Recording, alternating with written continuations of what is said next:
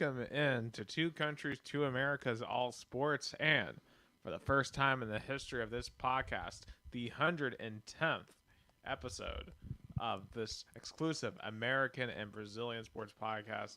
Gustavo, Tomazeli, and I come from you from the same room. Yeah, we're in the same room for the first time ever. Same See, I'm place. touching Nick. Yeah, see, we are right outside of, I think it's what, Venice? Yeah, we're in the Sarasota County in Florida. Florida here on the south side of The United States. Yep, the Tampa Bay Metro. Yeah, we can say Tampa Bay Metro. That's fair. But we're here both in the United States. He's been here for a little while, but I have just flew down today, literally just arrived here at his house here just a while ago. And, man, it is so nice to see you. So nice to be with you. Yeah. I can't believe, been 110 episodes together. Absolutely. And we did the first time ever. We're doing this live. I don't even know how to react. I mean, we're just so used to, share a computer screen, and now we're sharing a room. And I'm so happy to be with you here in Florida. Of course, we have our gear ready. Absolutely, yep. For next week. Yep. And we got even more excited about the game. Definitely, especially the quarterback situation makes it even more special. Yeah, I mean, there's a lot of buzz right now. I just flew in today from Tennessee. Everyone up there is excited for the guy, number 8, who will start for the Volunteers. And we'll get into that much later. But I will say this. This is the first time we've done an in-person show together since May of 2021. Yeah. Right before you went to move back to Brazil and right before I graduated from the University of Tennessee. So it's just so much has happened between then and now, 2.5 years later. And it is just amazing that we are sitting right here 110 episodes in to this podcast, and now we finally get to do an episode live. Yeah, definitely. And we know, and we talk so much about being together, being here in America, and I always thought it was so far ahead, so I don't know, impossible, but I'm here, and last show of the year as well. Last show of 2023. So let's start with some good and bad of 2023 sports moments. Yeah, because I was going back. I was listening to the last episode of last year, and I realized that we did the same thing. So I figure, why not? Let's take a stroll back through the year, our Spotify wrap up for sports. But before that, we have to acknowledge our sponsor of the month, Etimos Investing, Etimos Investimentos. They're the partner of Gus na Área, my YouTube channel, and they were my partners at the radio station in Americana. They're sponsoring me for this month until mid-January. So I'd like to thank Thiago and all the people at Etimos Investimentos, Etimos Investment Firm. They do a lot of good stuff out of Campinas, São Paulo. You can find their website at etimosinvestimentos.com.br.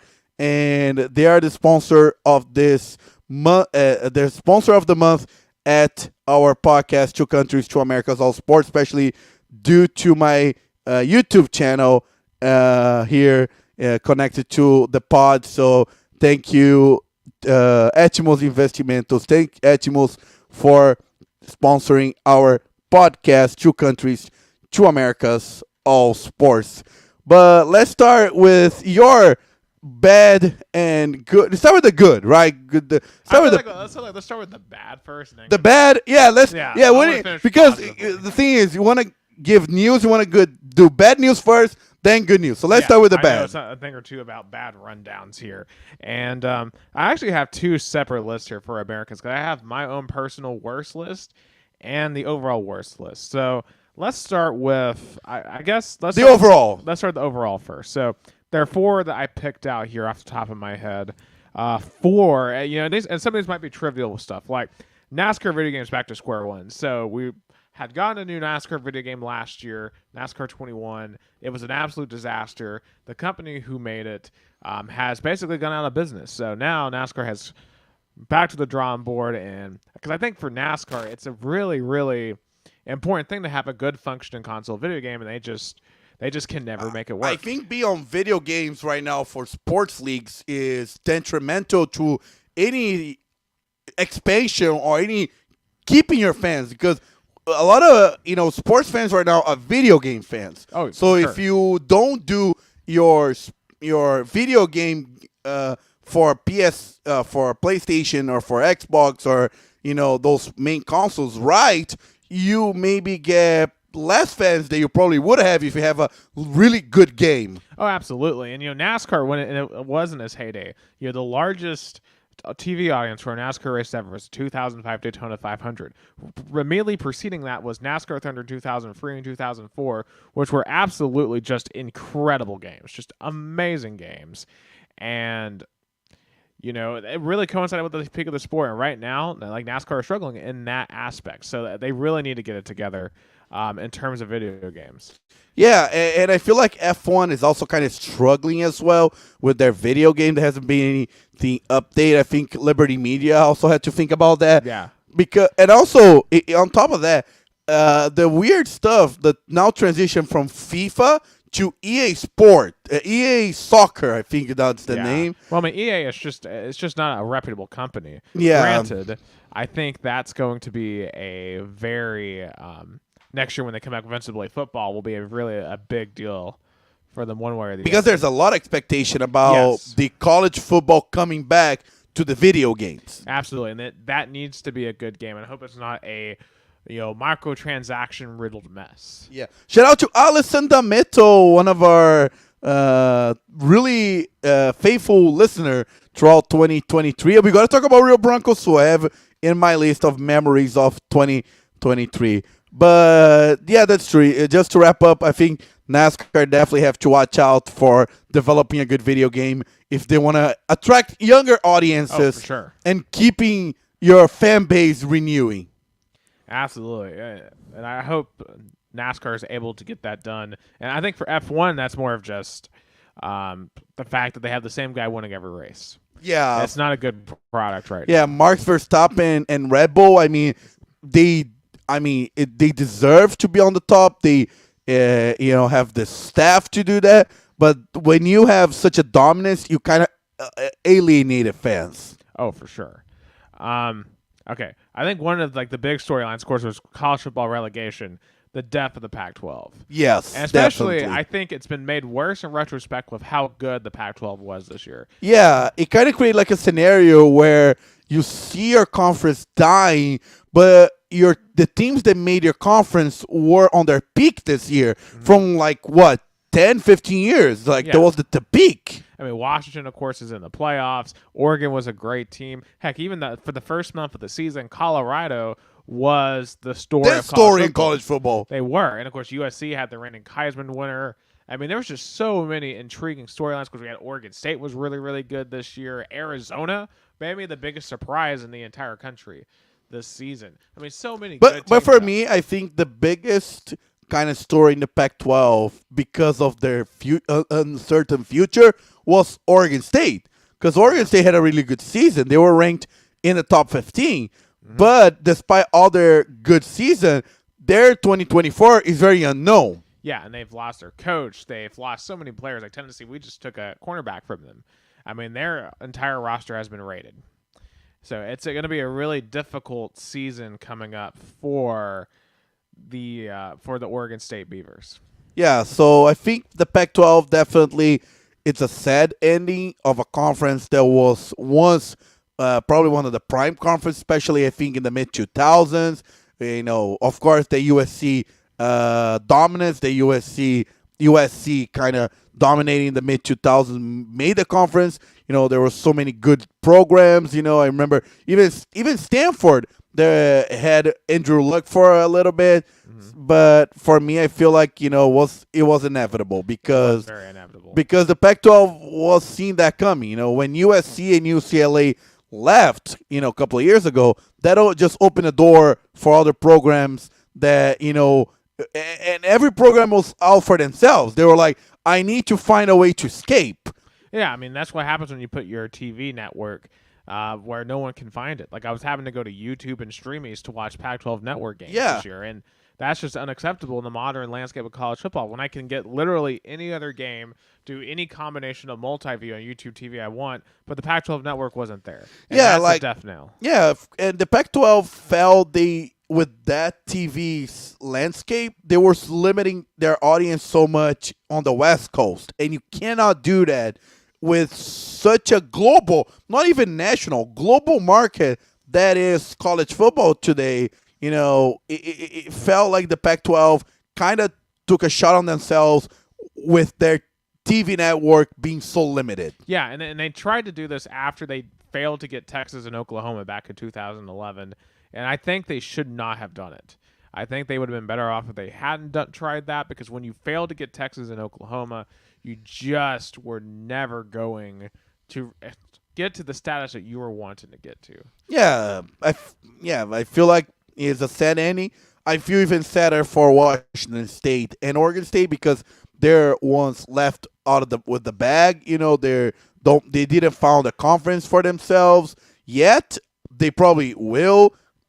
I thought at least the Mountain West, I thought was gonna absorb teams. Yeah, and they're doing this quasi relationship with them. Yeah, because they're trying to not give up that P5 status. They're holding on to whatever shred of relevance. I know in basketball recently they just signed up to be a part of the West Coast Conference, so they're going to play with Gonzaga and San Francisco and St. Mary's. What do you mean? It's not a bad basketball conference. No, Gonzaga has been able to be relevant with that conference. I mean, but unfortunately, if you are outside of a relevant football conference, your whole athletic department takes a toll. Yeah, unless your basketball program is just that good, like your UConn or your Marquette or I think UConn, Marquette, or even Villanova or Gonzaga. That's the top programs there. Yeah, Georgetown back in the day. But for now, I think the two biggest programs in the last decade that have really good basketball programs that can make the whole athletic department relevant are Villanova and Gonzaga. Yeah. Because Villanova is in the FCS in football, so they're in second division. Yes. But in basketball, they literally won the first division national championship 7 years ago. Yep, 2016 and 18. And Gonzaga's been close several times. Oh, shout out. A lot of people tonight watching us. We have Bill White here in Florida. In Brazil, we have Fabio Polidoro, Michel Augusto, Marcos Vasconcelos, my girlfriend, Elaine Barbosa. Love you. Ailton Marquez, Mauricio Pitoli. So a lot of people tuning in tonight. I guess they like this. And next week, we're going to have another guest, Jason Warwick. So we're going to do a 3 show, and we're going to do outside. We're going to have the beautiful lake view and all that stuff. So I promise next week's going to be way better. Yeah. So what is the other you have on your list? All right, so overall worst, and I guess we can kind of wrap it up into one because they're both MLB topics. Okay. I think the MLB out of every sports league probably had the worst season. Yeah, I think Major League Baseball, before I get to those two topics, overall Major League Baseball, of course, we have so much to talk about. I think we were discussing in the car. We're literally in the Tampa Bay area. The Rays are a good baseball team. They have a good product, but they can't fill their stadium. I mean, they have a nice stadium, Tropicana Field. I mean, you saw from the outside. Hopefully, we can see from the inside. It's a nice stadium. And they have a good baseball team, but they even can fill up their stadium even on playoff games. So.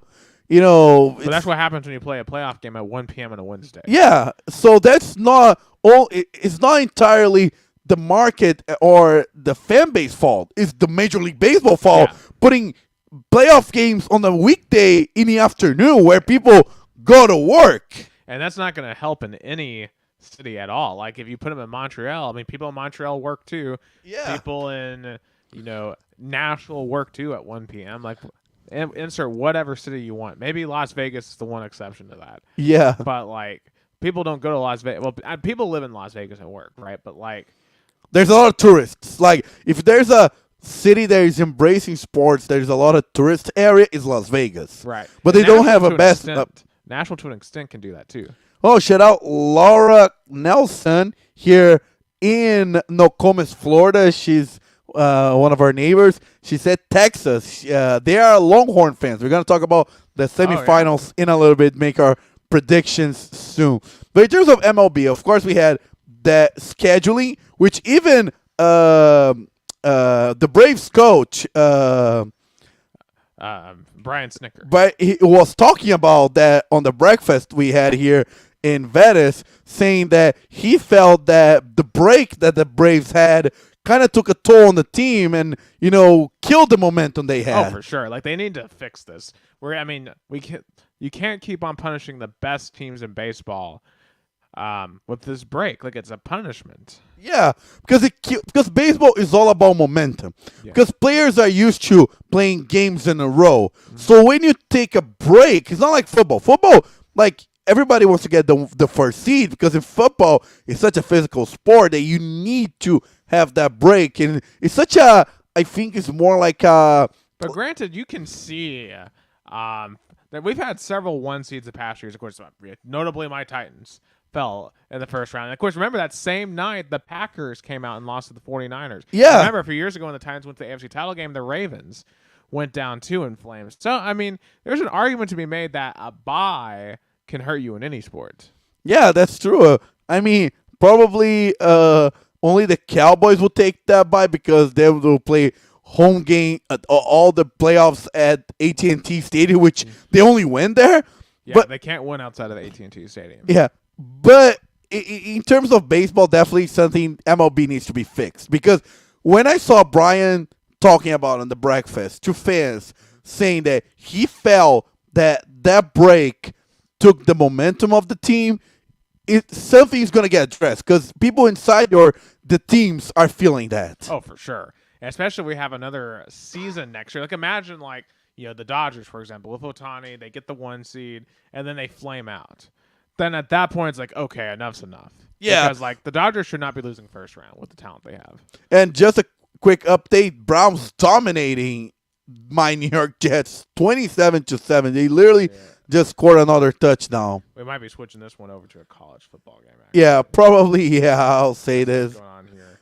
Yeah. Yeah, Arizona, Oklahoma, that's a good game. I'm switching over to that. Yeah, because, the Browns already, are in the playoffs, and, the Jets, we're going to talk about the madness that is Aaron Rodgers, available, not available, all that stuff. But just to finish up. We got a really close game between the Celtics and the Pistons. The Pistons are going to win their first game after 27 losses. Yeah, we got to see how this goes down. This is on what channel is this? This is NBA TV. Yeah, but this is super fascinating right here. And I think they just hit a 3. So, yeah, it's 88-87 Boston with less than 10 minutes in the game in the Garden. That would be hilarious if Boston lost. Yeah, because Boston's undefeated at home this season so far. So, it would be very hilarious. But just finishing up the overall worst is MLB. So if there's one franchise that kind of is in a spotlight for all the bad stuff, is the Oakland A's, right? Yeah, and the way that whole situation was handled has been a disgrace, in my opinion. I get it from the business side of things, that the stadium in Oakland isn't very good. That it's outdated. There's infrastructural problems. The politicians aren't willing to fund a new stadium. I understand all of that, but it just feels so dirty the way it's being done. And it's like the A's, I just don't know if they're going to be very relevant in Las Vegas.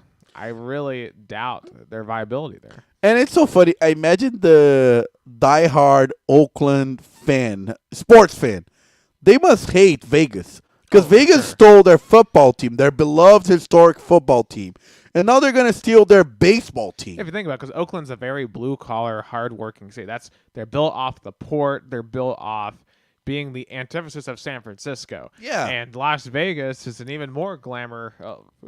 More spotlight, more glamorous, more tourists, more even more what San Francisco is. Yeah, well, at least, okay, well, it depends on who you ask when it comes to San Francisco. Yeah. There's some people who will argue San Francisco is not very glamorous. For what San Francisco is known for, a tourist city with a lot of glamour, despite a lot of political mess aside, with the branding, like San Francisco and Las Vegas if you ask a tourist, hey, where do you want to go? Probably San Francisco and Las Vegas would be 2 of the top 10 cities people still want to visit. They're not saying Oakland. Yeah, they're not saying Oakland. Yeah. But I will say this, though. A's fans, I think, have handled themselves very well throughout this. I especially love the what was that game where they went and they showed up at the stadium? The protest game. Yeah, the protest game. That was absolutely electric. Beyond electric, because it just goes to show that yes, they were passionate. Yeah, yeah, they were, and they show up in like numbers. Even the team didn't expect was The like reverse boycott. yeah, it was like a really good reverse boycott. It was like in June, I believe was I want to say It was against Tampa Bay, against the Rays, 2-1. It was a packed out Coliseum. So, and there was even some, and they raised $800,000 that was donated to the food bank. So that was a good initiative, not only for showing up at the stadium but helping your community. yeah, for sure. And it just goes to show John Fisher, sell the team. Sell the team. Sell the team. Sell the team. Yeah. So my bad, since you did your bad. My worst in terms of, I'm gonna do an overall worst and counting like general and for myself. And I still have my personal worst after, but you go on your worst next. So for me, number one, Botafogo choking in the final week of Brazilian Championship. That was cruel. That was like not even like funny. That was like cruel. Losing to Palmeiras, winning 3-0, losing 4-3 at home. Then losing to Grêmio at home. Down, they were up by 2, losing 4-3. Then losing at the last minutes against Bragantino, even the relegated Coritiba. Like, I don't wish that in my worst enemy. Like, to have their team that haven't won a national title, a relevant title in 28 years, losing a title like that. That was, a really sad story. Yeah, and you warned me all year that was going to happen. Yeah, and even there were interviews of Botafogo fans who was like, I want to believe it, but my story is a choking story that we always believe and we fell apart. I mean, for American viewers of this, it's like the Falcons, basically. I mean, this is a Falcons type choke. Yeah, Botafogo is like the Falcons. Botafogo is like the Falcons. Yeah, that made the fans believe and then fall apart. Absolutely, and I just wonder how they recover from. Yeah, this. Because Falcons kind of never recovered from the 2016 loss. An absolute disaster right now. So I wonder how they're gonna react. My second one, Santos relegated to the second division, less than a year after Pelé passing away. That was also cruel. Yeah, I was hoping they would do a lot better this year. Yeah. It's just that does not feel right. No. But it was bound coming. Like Santos fans, they kind of felt it was coming. They want to, they hold on to superstition of like, we never get relegated. We sometimes come in second, but we are never in the second division. But when you build a really poor roster made out of has-been players and, also players that was never proven, that happens. So it was fair. Like, if you ask Santos fans, they agree that team, their roster deserved to be relegated. Oh. Not Santos as an institution, but Santos, the roster they made for this year deserved to be relegated. And now that you got relegated, it's going to become that much harder to put together a competitive. They're going to market getting a lot of players that were kind of released from their teams. Like Corinthians, they got like at least 3 Corinthians players that were released from Corinthians. They signed another player that was from Atlético Paranaense. They're signing some interesting players, but a lot of players that are old and also released from other teams. So they're building up, when you build an NFL roster made out of players that are old and released. Yeah, and that's usually never a great recipe. I think for the second division, they're going to be fine. And their calendar year, they're going to play so few games compared to their rivals. They can make up an old team because they're going to play so few games compared to their rivals. Like they have Libertadores, Brazilian Cup, and other tournaments. And Santos only have the state championship and the second division. That's it. I mean, it's going to be such a sad year, though. Very sad year. They got a new president, Marcelo Teixeira. He is a businessman. He owns a university in Santos. Has money. Was president of Santos in the past when they got their the last time they were relevant. So he's trying to like, hey, Santos when I was president was good. I'm gonna make Santos great again. So that was his platform. Well, we'll see if he can be the Trump of the organization. Yeah. Rio Branco, of course, got eliminated in the quarterfinals of the Paulista second division. That was sad in penalty kicks. I was there in the stadium. That was not the most fun ending. No, whatsoever. no. And that's because it was such an incompetent. Yeah, it was very competent. None of the players that kicked those penalties that missed stay on the team. So it shows that, they were not competent. So, Absolutely.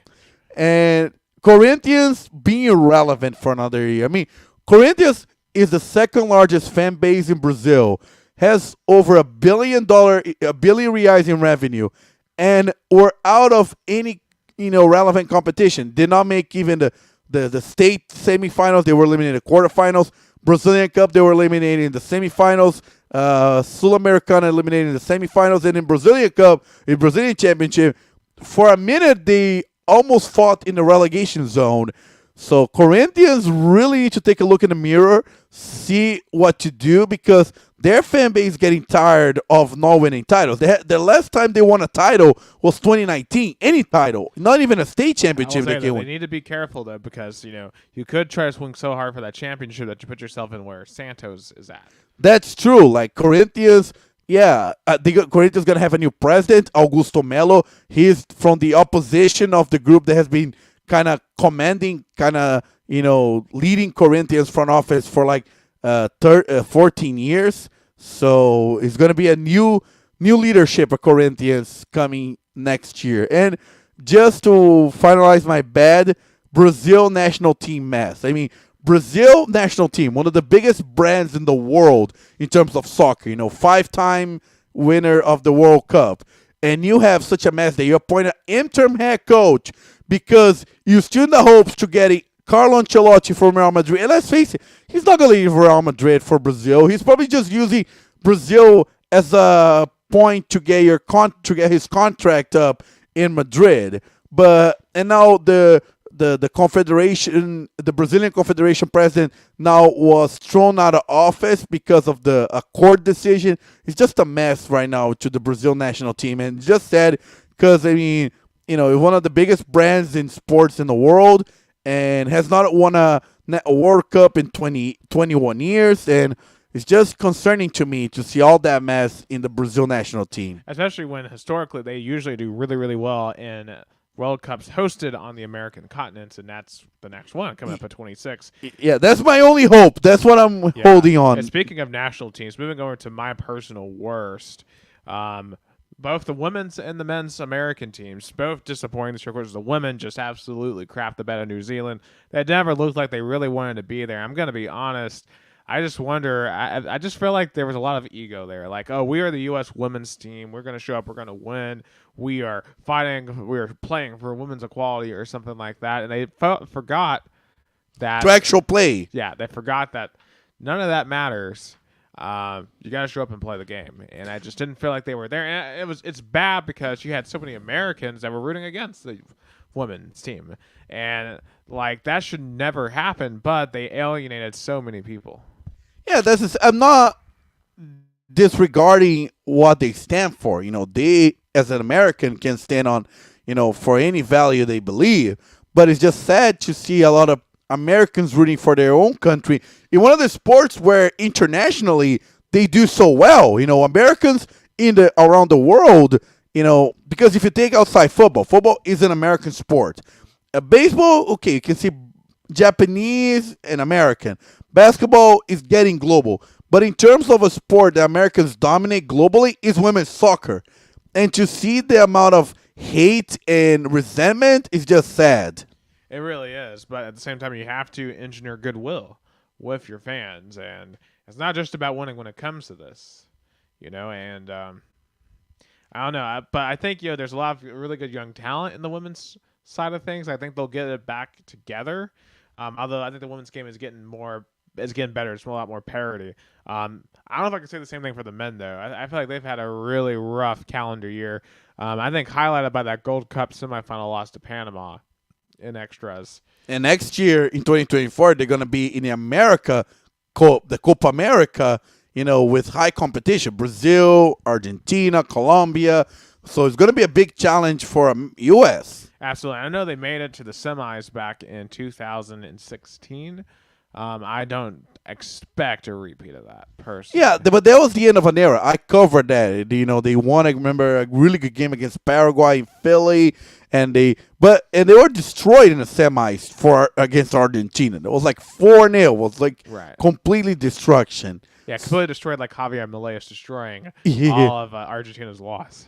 Yeah, but probably the men's is trying to find an identity, and the women's probably is the end of an era. Megan Rapinoe retired. So I think it's going to be a new era for the women's soccer team. And the Brazilian, and he brought a good point. Brazilian women's soccer also disappointed in the World Cup, eliminated in the group stage.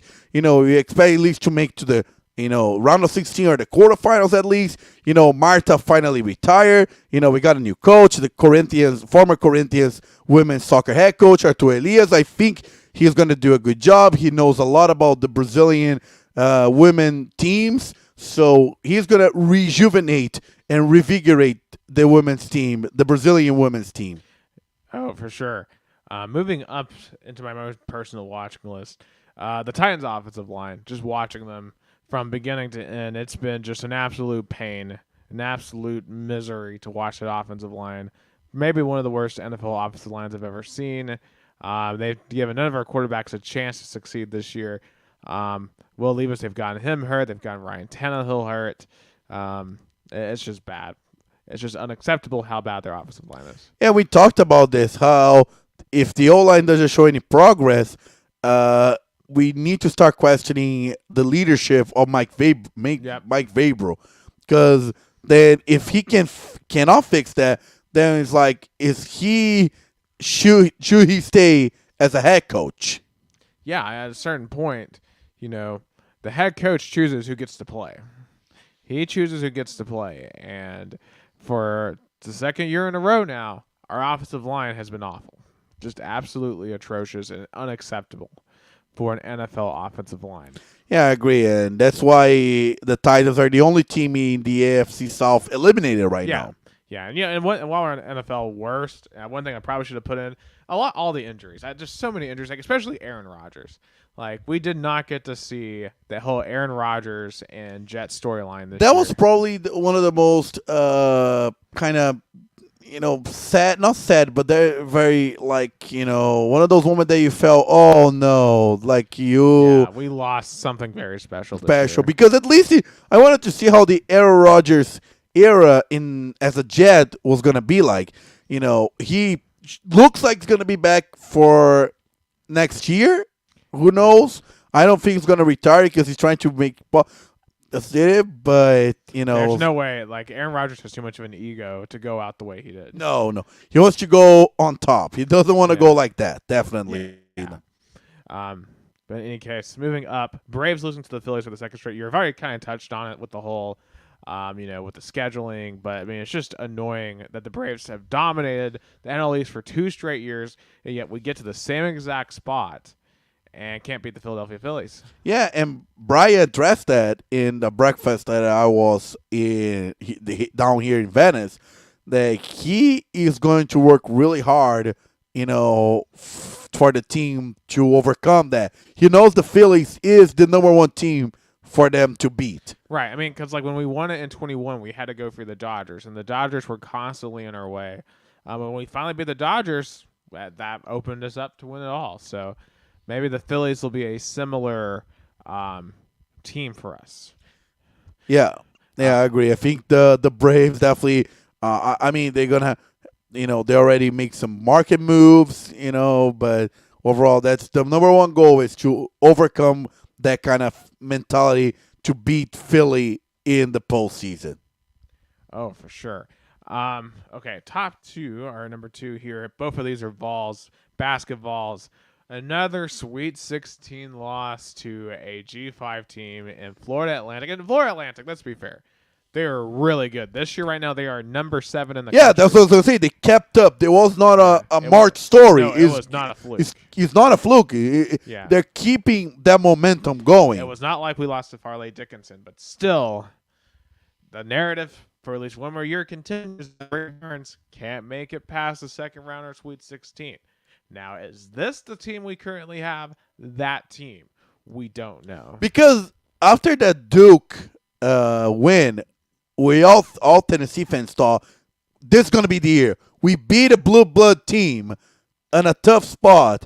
And I think Olivier Comwa had a good game. He had 27 that night. Yeah, that was a really good game. And that game made all the Vol fans believe. But then we all came crashed down at that fateful night against FAU. Oh, yeah. I mean, it just another frustrating. And, like, by middle second half, it was like I knew what was coming by the end of it because we've seen that movie before. Yeah. Loyola Chicago and Farley Dickinson. But you know what's scary is I'm seeing signs that could happen again. Like Tarleton State last week, we did not play very well on offense. We went 4 or 5 minutes at one point without scoring, and can't do that against certain teams. Otherwise, you're going to be done. So I hope we don't repeat that, but I'm afraid we will. Yeah, there's signs. And Rick Barnes, now SEC schedule starting next month? Next Saturday. Next Saturday. So he should be tested then. Oh, he will be very tested. Of course, our first undefeated team will be our first SEC team will be Ole Miss, and they're undefeated. They're the only one, the only Ole Miss and the other two programs that are undefeated right now in the country. Yeah, I believe Oklahoma's one, and I don't know who the other one is, but and they have Chris Beard, of course, who was fired at Texas for the whole abuse situation, but he beat that case, and now he's at Ole Miss. Yeah. Ole Miss likes to give second chances to controversial coaches. I'll say that. They certainly do. And then number 1, Florida. My God. That night in Gainesville. Yeah, that night in Gainesville. And then the second half of the third Saturday in October.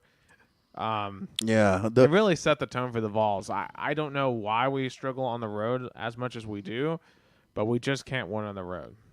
And that Florida game, especially with them being 5-7, was inexcusable. We looked so lost and so intimidated by the Swamp. I think the Florida loss was even worse than the Alabama loss. For me, that loss to Florida, because, Florida did not have a good year.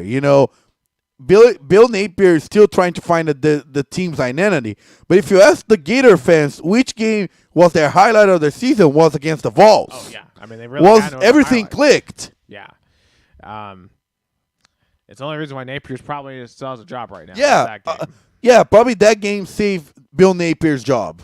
Oh, for sure. It's just a frustrating. And then Bama losing in the second half, just bad. Oh, Laura, that's true. Rick Barnes used to coach at University of Texas basketball team. Oh, absolutely. Yeah, Coach Kevin Durant, LaMarcus Aldridge, and ultimately got fired for lack of postseason success, too. Now, he did go to the Final Four with LaMarcus Aldridge, free.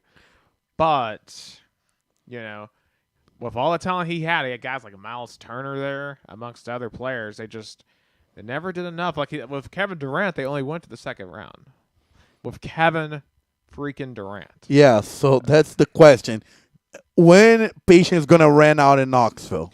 Well, I think in Knoxville, too, it's different, right? Because we've never expectations, that's true. We've never been to the Final Four. If this were Kentucky, I don't know if Barnes would still be there. I don't know with the way Coach Calipari. Well, he has a championship, though. He won in 2012, so he has goodwill built up. Well, at least he had goodwill built up. Yeah. I don't know if he really still has it, but you got to remember, Tennessee is not a blue blood in basketball. So, as long as we have a competitive team, it's going to be fine.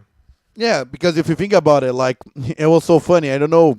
I think it was on Twitter, a card that was shown with the coaches for 2013. Yeah, there was Bud Jones and the other coaches, and it just showed how far the University of Tennessee athletic departments come from that time to now. It was so bad at that time. I mean, Konzo was probably the best of the bunch, but yeah, it's come pretty far. Um, all right, let's move over to best. Yeah, And- best. You can start. All right, we'll start with overall best. Um, probably one of the crazier NASCAR moments of the season to me. Shane Van Gisbergen. Like, when you remember the Chicago street race, when they raced for the streets of Chicago on the 4th of July, and Shane Van Gisbergen, no one had ever heard of him over here. He is a racer from New Zealand. He races Australian Supercross. He came over and won his very first NASCAR Cup Series start on the Chicago street course. First time a driver had done that in over 60 years. Wow. Just a super cool moment. One of the probably the coolest moment of the season in NASCAR, in my opinion. It was just phenomenal to watch live. Yeah, definitely. Especially a driver that is not from U.S. And NASCAR is such a American It is. race that it's hard for foreigners to break in. It's not like the Formula One, and you have drivers from all over the world. Like Juan Pablo Montoya and Marcos Ambrose are probably the two best that have ever done it. But Montoya had success at Formula One, so Yeah. he came with the background. Yeah, but still, and he'll be racing a lot more next season. So I'm excited to see how SVG continues to grow.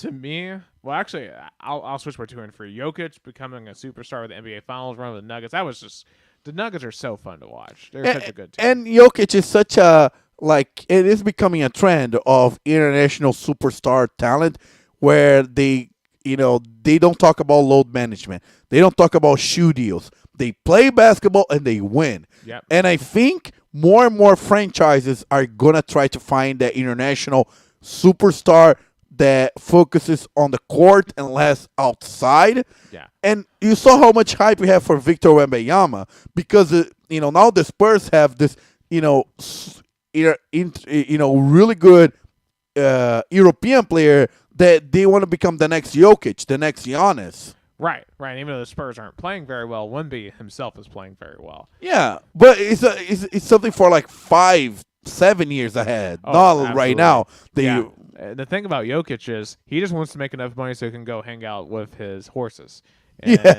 back home. So, yeah, that's all he cares about.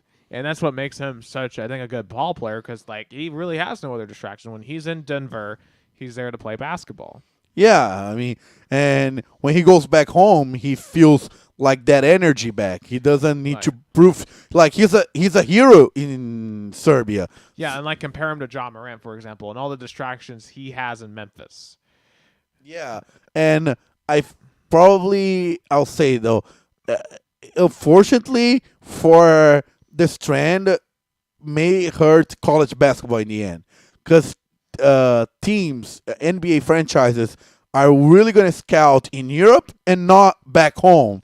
They're going to be spending more. Scouts are going to be spending more time flying to Spain, to France, to EuroLeague games instead of college basketball games. I think what's going to happen is either A, players are going to have to choose the G League over college basketball, or B, the one and done's going to go away and you're going to have to stay in college for 3 years. Yeah.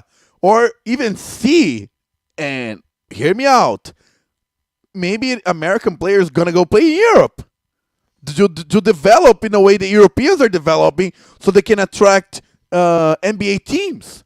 It's not crazy to think about I that. see that. Yeah, especially with families with money. But then again, what's going to stop European teams from coming over here and starting to pay? Hey, you go to some kid who has nothing, hey, we'll pay you to come over to Barcelona. Yeah, and play with us. Yeah, European teams can really think about setting up camps and bringing talent because maybe I know NIL changed that for compensation for college athletics, but still though, if you think about it, it's better to go overseas, play European basketball, develop yourself, get money, and then be drafted in the NBA. I mean, even the LaMelo brothers did that kind of, Yeah, well, they're gonna have to do away with the AAU, and that's really the real problem is because these AAU camps, one, they're putting a lot of strain on these young kids. They're making them play 3-4 games a day, which is insane. You can't sustain that. And then they're more focused on individual flash than winning.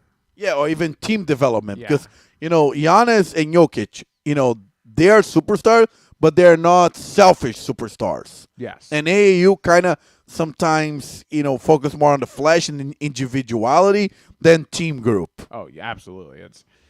It's not a great state for basketball. But Jokic, great superstar. I think Jokic and Giannis, the new faces of the NBA, shows that if you're humble and you play good basketball, you can succeed in the NBA. Yes. Speaking of superstars, the superstar in the world, Lionel Messi, came to Miami this year, and that was a story. And he won titles. I mean, he won the Leagues Cup and really got close to winning the MLS, the U.S. Open Cup. But, he will be forever Inter Miami story with the title. Like, and it was so funny how, I don't know if I'm shifting your good story, which it is, kind of in a bad way, but Lionel Messi exposed how MLS still looks way, way, way further than a top soccer league. Because Messi, if you saw the goals and the plays, Messi really looked made easy. Oh, absolutely. And at his age, for him to come into the MLS and just do that, it just goes to show how much behind MLS is. And there's a reason why people are saying they don't watch MLS. Like we had Jason Wyrick on here last week saying, I don't watch MLS. Yeah, there's other things that alienating. I think that whole Lamar U.S. Open Cup now that was shut down by the U.S. Confederations. But, but it was a nice story. I think hopefully now Messi's going to have an entire season because he arrived mid-season. Now he's going to have an entire MLS season. And they basically reunited the whole squad from Barcelona. Yeah, the last one to join was Luis Suarez. He had a still contract with Grêmio, but Suarez came to Grêmio. Was like, hey, guys, please let me go. I really want to go. He stayed throughout the entire season. He left in good terms. Grêmio fans said, thank you, Luis Suarez. He got a title, at least a state championship. He, got second place in the Brazilian National Championship with the limited roster that Grêmio had. That was an accomplishment. Suarez was the MVP of the Brazilian League, so I cannot even imagine what he's going to do in the MLS. I'm Inter Miami, I think, should be considered favorites in the MLS next season. I mean, they should be. I would agree with that. And finally, best overall, the epic Super Bowl between the Eagles and the Chiefs. That was such a good game. Such an amazing finish. Down to the wire. Yeah, and just a great superstar showdown. And just watching the Eagles and Chiefs in their current state, it's just like looking back to that February night. It's just like, what happened to those teams? Yeah, it felt like a kind of it was that's the year, but it felt such a long time ago. And just before we move on, in basketball, is the Pistons gonna make it or not? Absolutely. So they're down 108, 106, 8.7 seconds. 2 would send it to OT, 3 to win. The Pistons going to pass it into Cade Cunningham. Cunningham for the free. He hits it short, but they got the rebound and tip it back in. It's 108 all. 4.6 seconds. The Boston will get the ball back. Can the Detroit Pistons snap their 27 losing streak and also, the Celtics and handle the first loss in TG Garden for the Celtics? Man, and would this be a better win for Detroit or a more embarrassing loss for Boston? Yeah, that's true, but still tied 108 apiece with 3 seconds left? Yep, 4.6.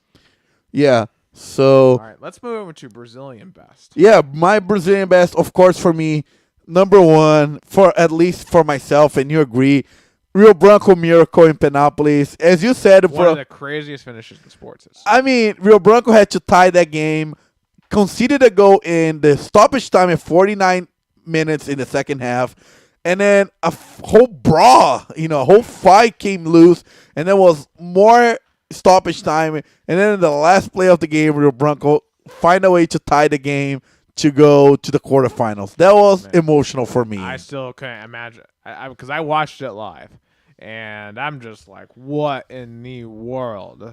Yeah, it was historical. Definitely, Rio Branco fans will never forget that moment. And I myself, I was lucky enough to call that on the radio and be the play-by-play guy for that moment. So Derek White was going to pass in here 4.7. Passes it up to Jason Tatum.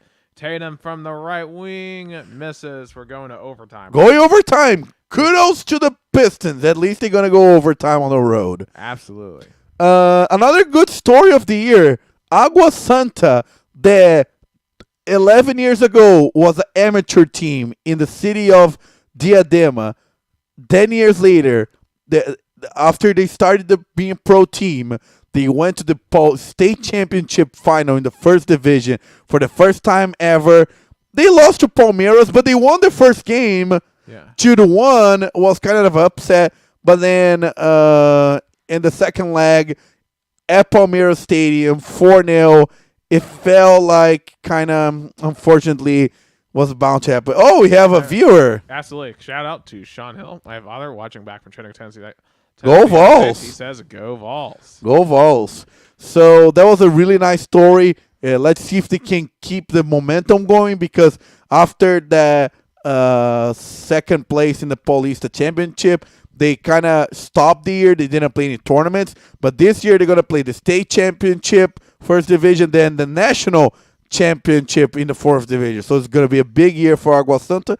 And I think I'm going to put Fluminense winning the Libertadores for the first time ever at home in Maracanã against an Argentinian team, Boca Juniors. That was really nice. But unfortunately, that's probably my only Brazilian sports topic, so I'm going to ahead and talk about it.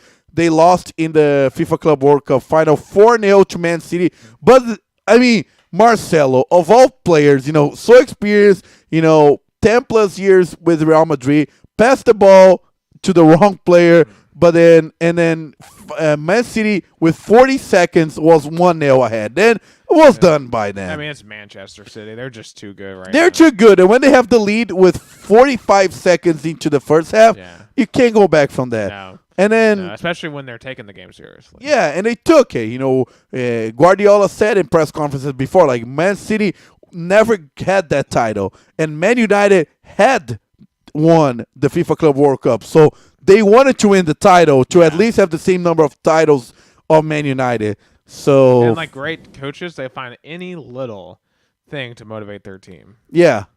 And 4-0, I think, was a little bit too much. I think by the end, Fluminense just was gassed, and 4-0 was a little bit, but still congratulations, Fluminense. You're the second best team in the world, won the Libertadores, great season, and probably for me, that was pretty much it on the good side of sports. Of course, the Vols, hopefully winning I know it's going to be 2024, but if the Vols won in the Citrus Bowl, that's going to be really good, because I'm excited to see. Even though it's going to be 24, it's almost 2023. Absolutely. So one more in this 2023 recap here. My personal best moments. So, and obviously these are just my own experiences. This, honestly, number 5 is just what happened this week. My fantasy semifinal Christmas miracle. Ooh, that was I don't play fantasy sport, and I was feeling for you. So basically, I was in the semifinals, and I was in a very, very tight pickle heading into the last game. I had Deebo Samuel of the San Francisco 49ers. My opponent had Christian McCaffrey. I had about a 16-point lead. Heading into that game, Christian McCaffrey rips off his own touchdown drive, basically, in the second quarter. I'm up at halftime by 2. Ooh. And I managed to win by 2. It literally came down to one play. Second and goal, when they were down by 2 touchdowns, they handed it off. The 49ers handed it off to CMC at the 1.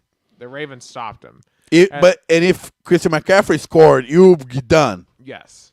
Wow. So on third and goal, Kyle Shanahan decided not to run again and decided to throw it, and then Sam Darnold got sacked. So that ended any possibility of CMC being involved.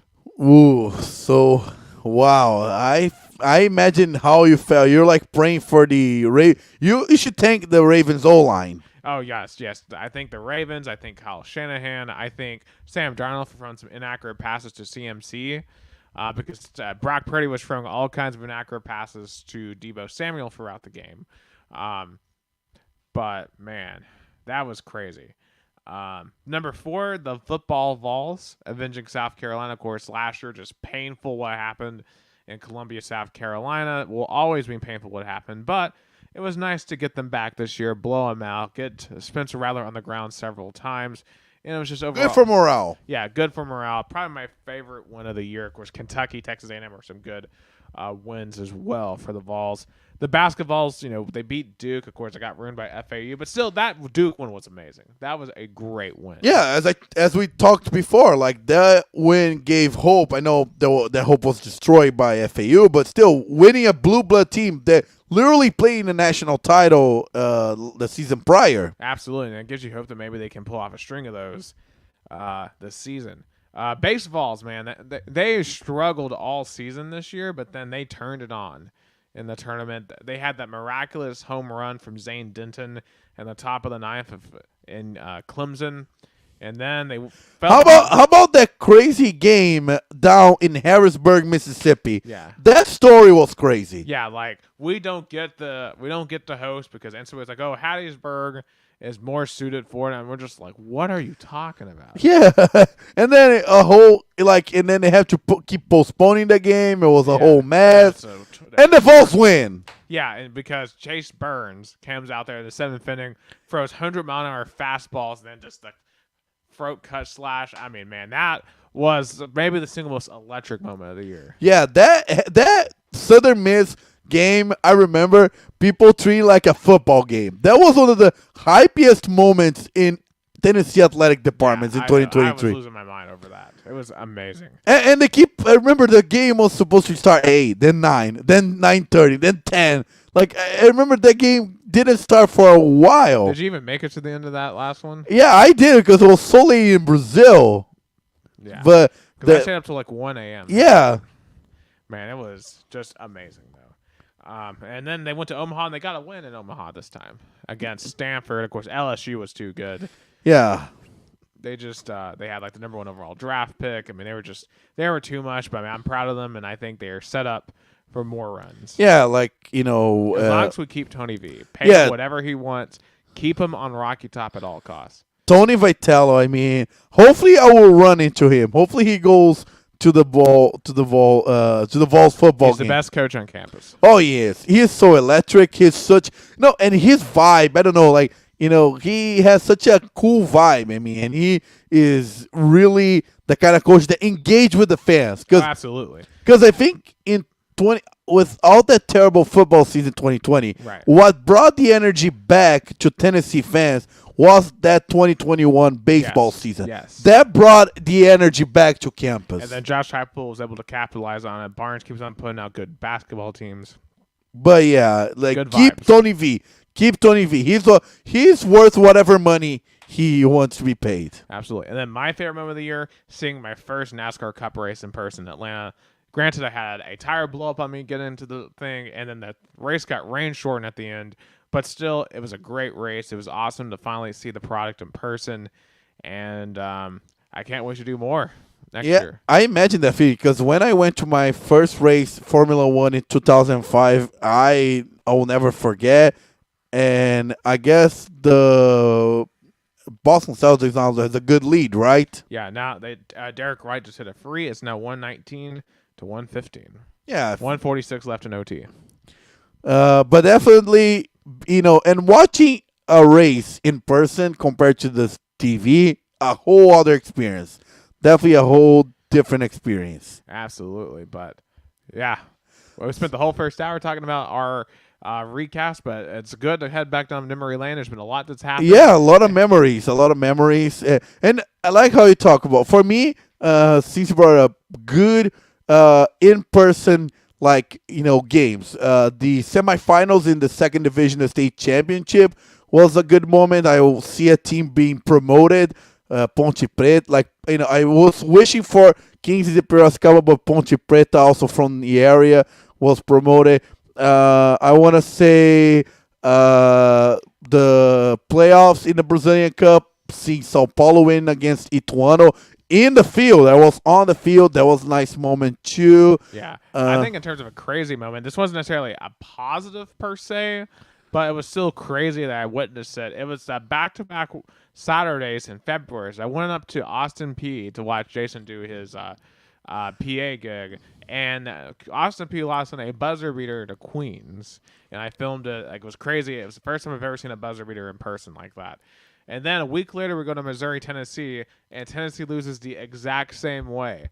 Like, we saw two buzzer beaters in the span of a week. Granted, they didn't go our way, but still, that's crazy that happened. No, and also both were the road teams getting the buzzer beater. What are the odds? I mean, yeah, I will probably never see two buzzer beaters again in my life in person. So, yeah, and for me, definitely one of the also good moments was the whole Rio Branco journey, going to the broadcasting, and now I'm part of Rio Branco staff as the PR. That was definitely something that I will always remember for that 2023. And hopefully 2024 will have way more emotions with my beloved Rio Branco in 20. Well, that was a good memory lane. Good memory. Shout out to one last memory. Chattanooga, Western Carolina 52, Chattanooga 50. That was just one of the craziest football games I've ever seen in person as well. But yeah, it's good.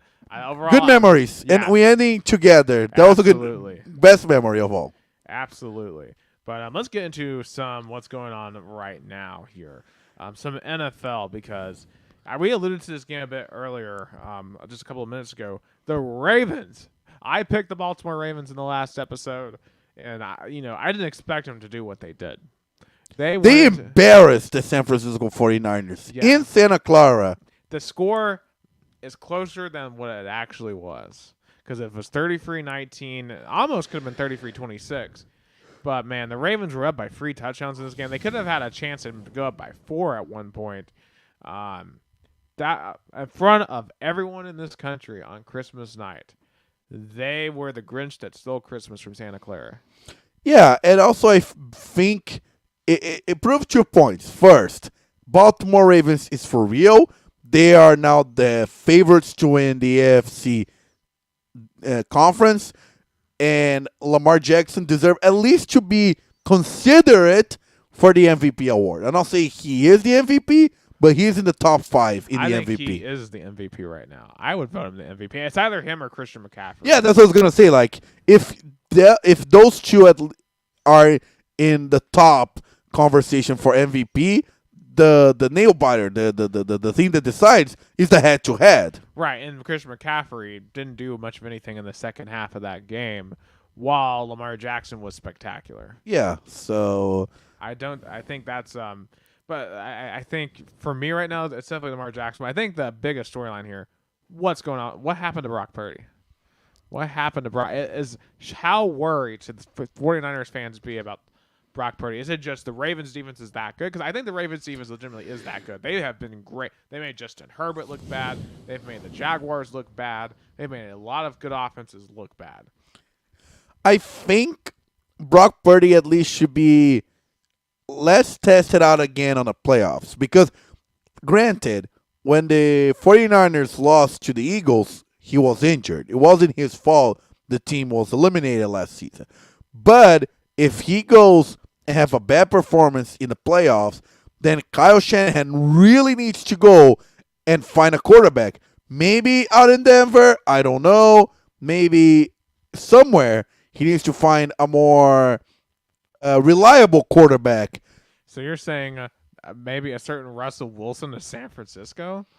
That would be a crazy one. I would take Brock Purdy right now over Russell Wilson. I mean, what I consider about Russell Wilson is he's a veteran quarterback. And Kyle Shanahan works good with veteran quarterbacks. So I think he should be considered. I'm not saying he should go trade right away. But Kyle Shanahan really needs to, in the offseason, think about it. Because he is proved himself to be a really good football coach, especially on offense. Right. But I'll say this, so the Niners need stability at the quarterback position, right? Yeah. They tried to move on from Jimmy G with Trey Lance, and that didn't work. Then you just magically, your Mr. Irrelevant pick worked. Yeah, but, somehow. You can't dump him after one bad game. No, not saying you won a bad game, but, if he can't prove reliable. But at some point, when Kyle Shanahan going to be like, hey, I want a star quarterback? Because he's been working with kind of, don't say side pieces, it's either a second-tier quarterback or a really young quarterback. Because Jimmy G and Sam Darnold are kind of second-tier to third-tier quarterbacks. Right. And Brock Purdy and Trey Lance are really young quarterbacks. But the last time he had a really first-tier quarterback was Matt Ryan, and he made Matt Ryan MVP. Well, I think the thing he's got to ask himself is buying a star quarterback worth what you're going to have to give up? Yes. Because we are seeing evidence on other teams right now that overpaying quarterbacks is leading to a worse product. That's true. And one of those teams, as we mentioned, was the Broncos, and so the Broncos and Russell Wilson situation this has come out of nowhere. Yeah, in my opinion, because basically they've benched him and they are likely to cut him. I think what Sean Payton wants to do is to say, that's my team. Either you agree with my decisions or not, because and it just show how bad of a decision was to trade, and it was weird because it's not like Seattle got any big thing out of it, but still though it's weird. Yeah, I wanted to pull up some pictures today from Broncos practice because this to me was interesting. The team doesn't look very locked in to me. No. But, because here's the thing, you have negated a contract. How is any free agent in their right mind ever going to sign with Denver? Yes. Because Denver is the kind of team that everybody thought, oh, they're a quarterback away from being good. And they went out of their way, traded 2 firsts and 2 seconds for a star quarterback. And now he's not working, didn't work with Nathaniel Hackett, and it's not working with Sean Payton. So it's not the coach. No, I mean, obviously they're better this year, but, and I'm not saying they should move on from Russell Wilson because they probably should. Now, the question is, who are they going to get? Yeah. Because you don't have the draft picks. Yeah, you don't have, you're going to have they probably Joshua Dobbs, maybe. I mean, they might. Yeah, what is a good option in the market right now? I don't know who's going to be available. Yeah, that's true. Who's going to be available? Yeah, and then for Russell Wilson, you mentioned Niners. I was thinking about this yesterday. I think some teams that should be looking at him are the Giants and Commanders, and maybe even the Pittsburgh Steelers. Yeah, the Steelers. Yeah, because I think that Kenny Pickett. It's weird because Kenny Pickett, if you ask Pittsburgh Steelers fans, is Kenny Pickett worked? No. Not yet. But has it not worked? It's a weird feeling. Yeah, or the Falcons. Now, granted, so I think Desmond Ridder and Kenny Pickett are very similar. Which would you give up another one of those two quarterbacks? Yeah. For what quarterbacks? Desmond Ridder for the Falcons and Kenny Pickett for the Steelers. Oof. Probably Kenny Pickett. I think Kenny Pickett is better than Desmond Ridder. I think Kenny Pickett shown signs that he can play. He was taken out of because of injury, not because of poor quality. He improved after Matt Canada got fired. So, but that he's more valued in Pittsburgh because he's a Pitt guy. He came from the University of Pittsburgh, so he's more valued there probably than other franchises. That's why I don't know if Kenny Pickett would have worked in other franchise because he has such a Pittsburgh background, and the Steelers kind of value that. True, but you can't be over reliant on that to a fault. No, I know. He can't, but think about how the Steelers still can't move on Mike Tomlin. I don't say Mike Tomlin is a bad coach, but clearly he's not being the most up-to-date coach. He's kind of lost his track. He's kind of in his ways. Yeah, but Steelers can't fire him because of all the history, all the kind of past that he has with the club.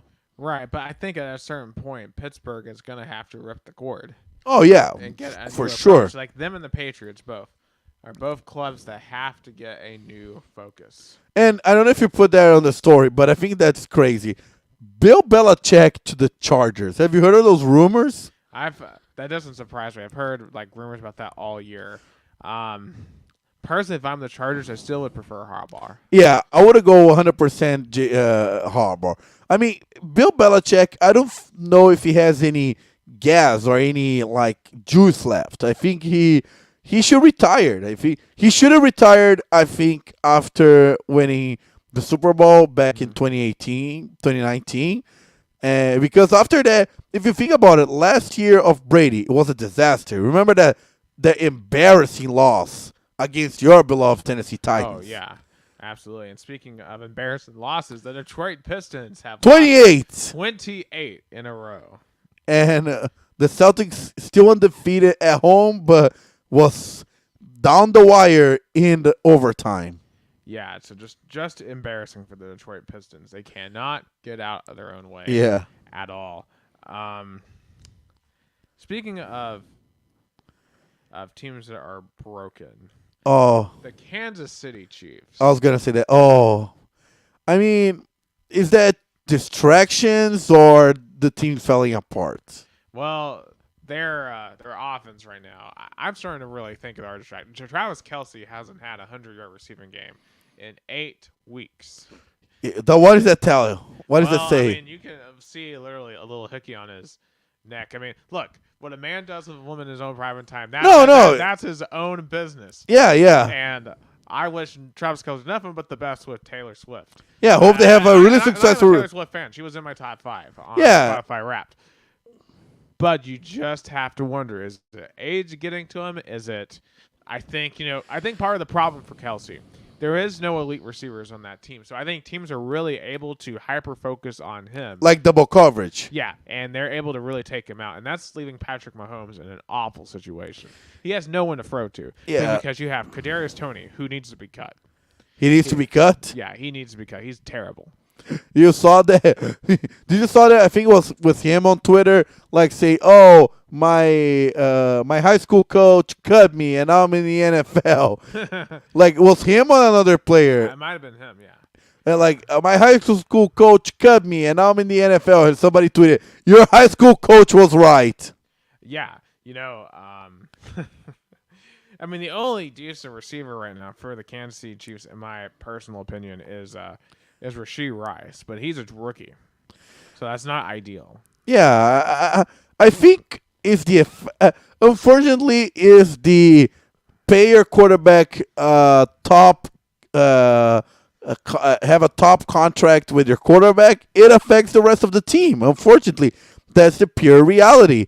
I mean, that's why Tom Brady was such a valuable quarterback for the New England Patriots, because he was willing to take pay cut after pay cut. He was willing to have team-friendly contracts so the Patriots could go and get good receivers for him.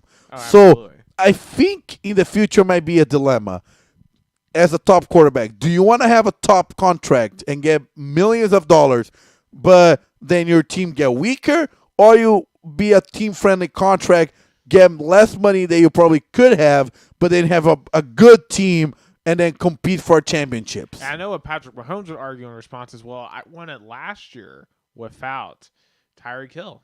Or really anyone that was elite outside of Kelce. That's true. So, it's all a double-edged sword. And I don't think the running game is really doing much of anything right now. I mean, you take a look.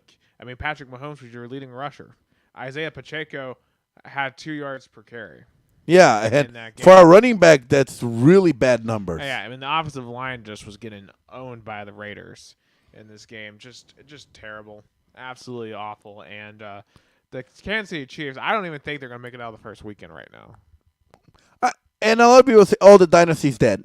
No, they just got to retool. They got to retool, and Andy Reid is the best coach to retool. Absolutely, I think they will be back. They're just not back right now. Yeah. Speaking of a team that is back, and I know their basketball team just lost their 28th straight game, but for the first time in 29 years, the Detroit Lions have won the NFC North. They won it over the Vikings. And First really NFC North title, because when the Lions won was the NFC Central. So now the first ever NFC North champions. Yeah, and to me, I think Dan Campbell should easily be Coach of the Year. Oh, definitely, far. But he was already showing signs last season.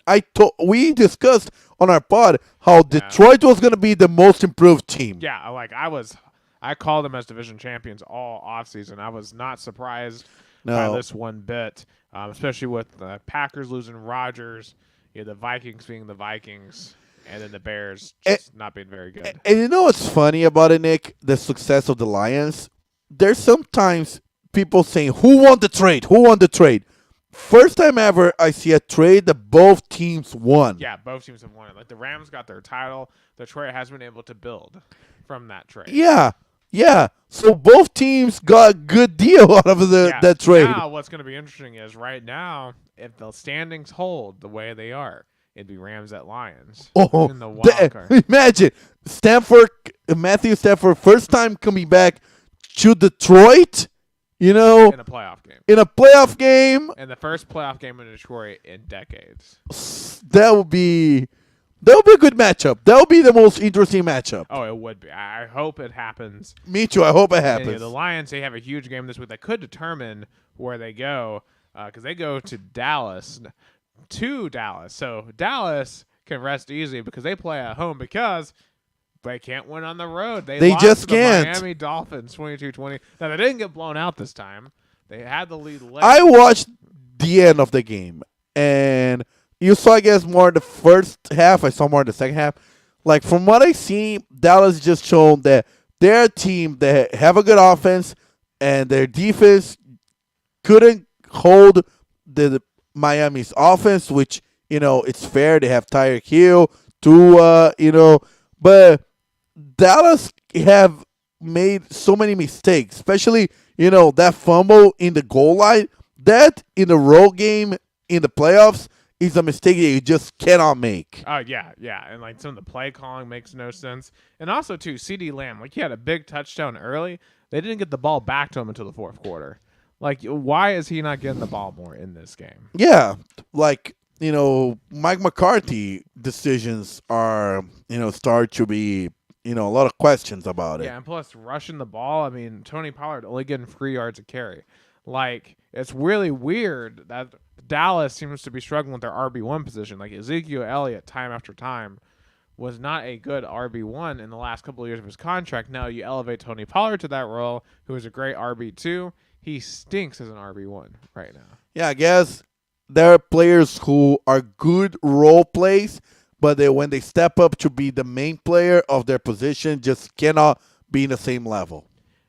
Yeah, and you got to give credit to the Dolphins. They won this in a really tough fashion. Their defense played really well, one of the best defense games they've played. Because remember, the defense recently has been really suspect for Miami, in my opinion. Especially if you look back to a game like the Titans game a few weeks ago, where they let Will Levis hit two touchdown drives back to back.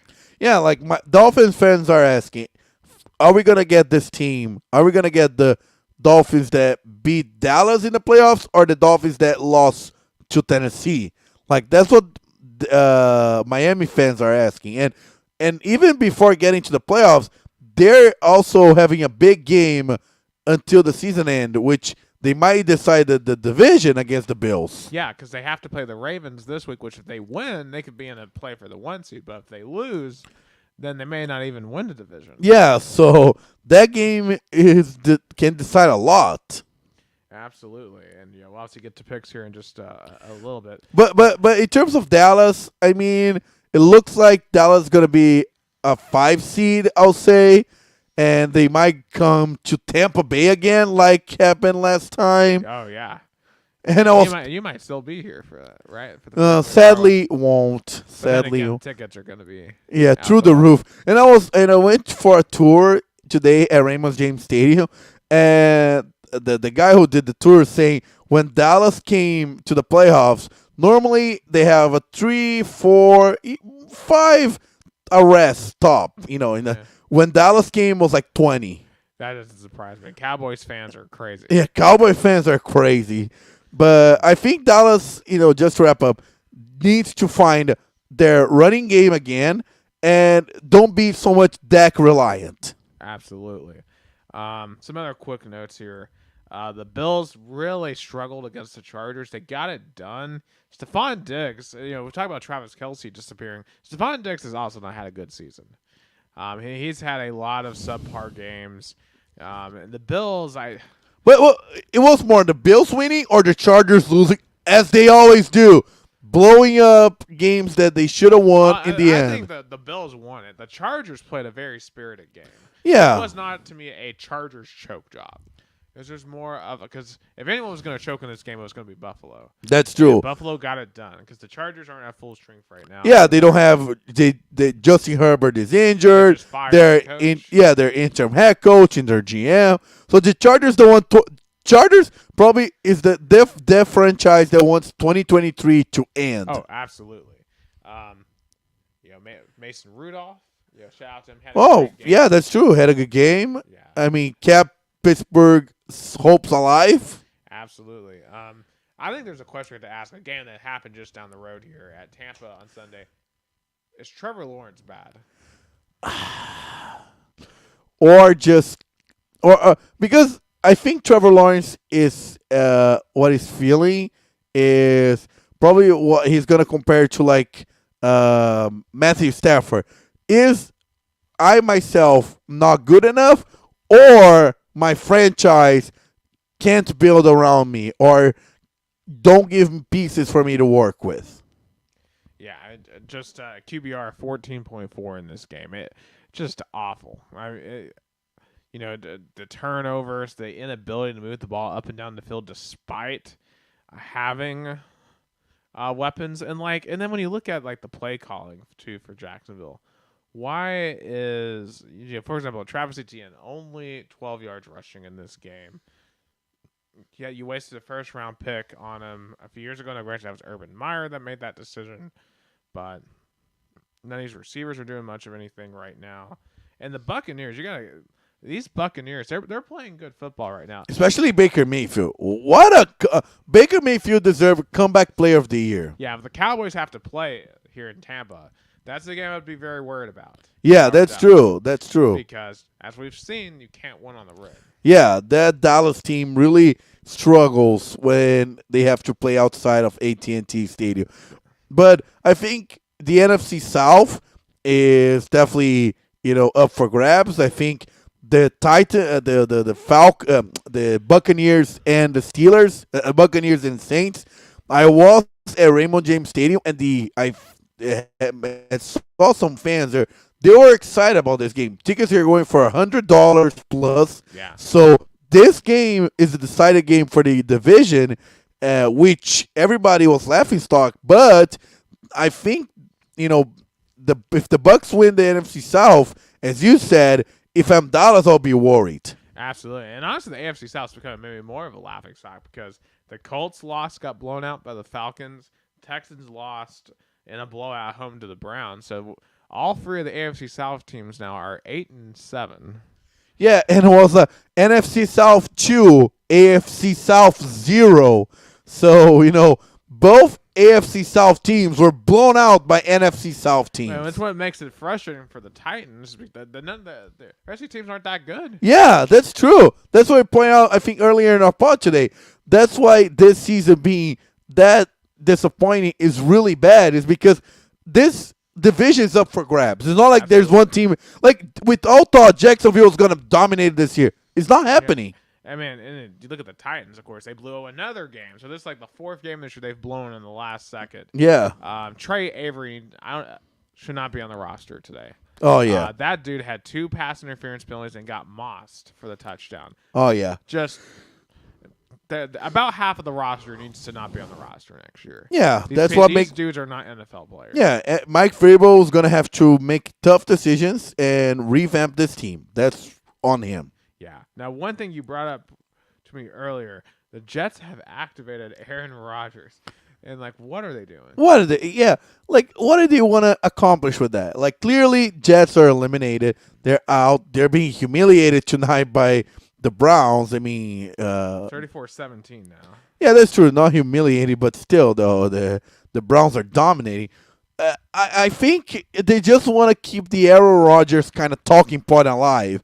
That's why they did that, to keep the Aaron Rodgers talking point alive, so they have something to talk about, and to hide how bad of a season 2023 was. The Jets are completely lost, and they have to pray the Aaron Rodgers play next year, because then if Aaron Rodgers doesn't play, it's going to be another lost season.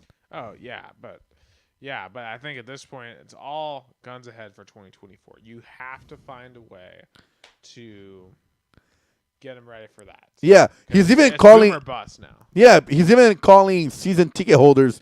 I don't know if you saw the video. He's calling season ticket holders and say, "Hey, this is Aaron Rodgers. How long have you been not been into a game or stuff?" And I know it looks funny and all in a kind of promo, but it's kind of like a desperate move to say, "Hey, I'm gonna be here. I'm Aaron Rodgers. I'm gonna be here.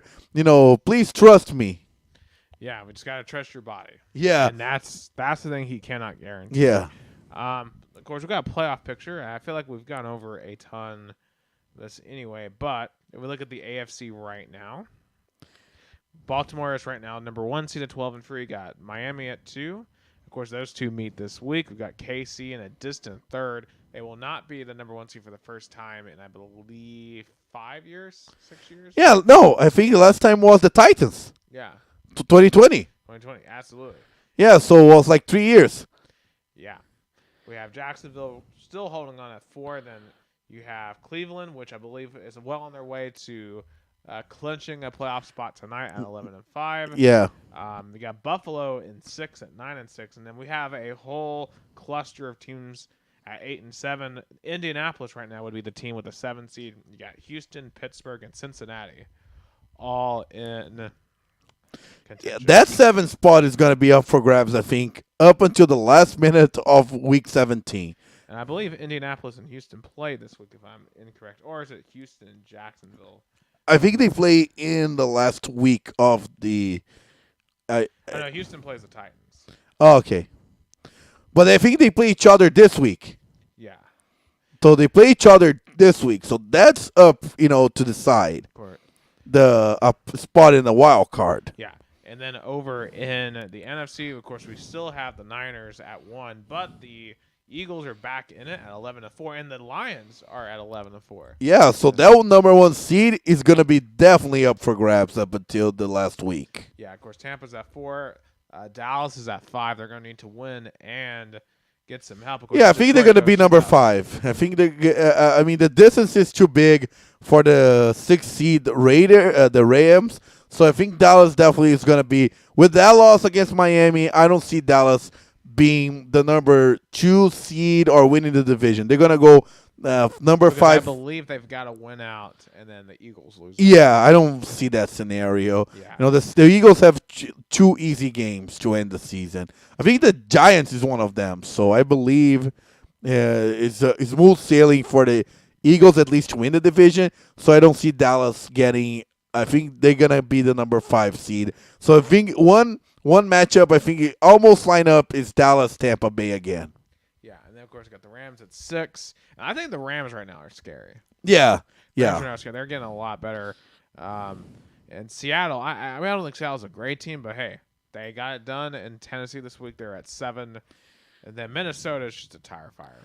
I don't see Minnesota or Atlanta only the division maybe, but definitely I don't see New Orleans maybe. Maybe Green Bay can get back into it. Yeah, maybe. Technically, the Bears still technically have a chance, but there's no way. No. I don't see Justin Fields. I mean, they won, but it was more like against the Cardinals. He did look good, but it was the Cardinals. Yeah. So in terms of my playoff, I think. Nothing's going to change this week, but I think a lot of spots going to be up for grabs on Week 17.